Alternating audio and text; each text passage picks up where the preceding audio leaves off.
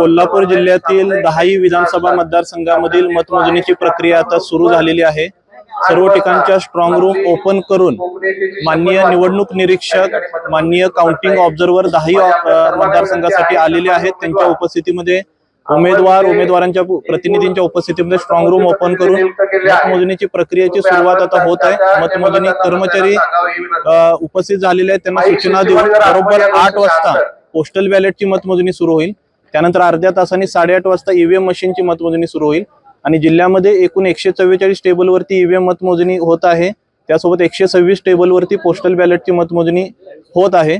पूर्णपणे पारदर्शक पद्धतीने नियमानुसार आणि शांततेमध्ये मतमोजणीची प्रक्रिया जिल्ह्यामध्ये केली जाणार आहे आणि त्यासाठी आवश्यक ते आदेश सुद्धा जिल्हा प्रशासनाकडून काढण्यात आलेले आहेत। मतमोजणी परिसराच्या 200 मीटर परिसरामध्ये वाहनांना परवानगी देण्यात येत नाहीये आणि त्यासोबतच मतमोजणी केंद्रामध्ये मोबाईल सुद्धा अलाउड करण्यात आलेले नाही। तर पूर्णपणे शांतता वातावरणात आणि पारदर्शक पद्धतीने मतमोजणीसाठी प्रशासन सज्ज झालेलं आहे आणि त्यानंतरही मतमोजणी झाल्यानंतर निवडून येणाऱ्या उमेदवारांना किंवा राजकीय पक्षांना आज मिरवणूक किंवा कोणत्याही पद्धतीचा त्यांना मिरवणूक काढता येणार नाही, त्या पद्धतीचे सुद्धा आदेश सर्व संबंधितांना इश्यू करण्यात आलेले आहेत। स्पेशियस, लक्झुरियस, सगळं मिळेल अगदी मनासारखं। बटू बिल्डर्स यांचा नवीन गृहप्रकल्प गृहलक्ष्मी रचना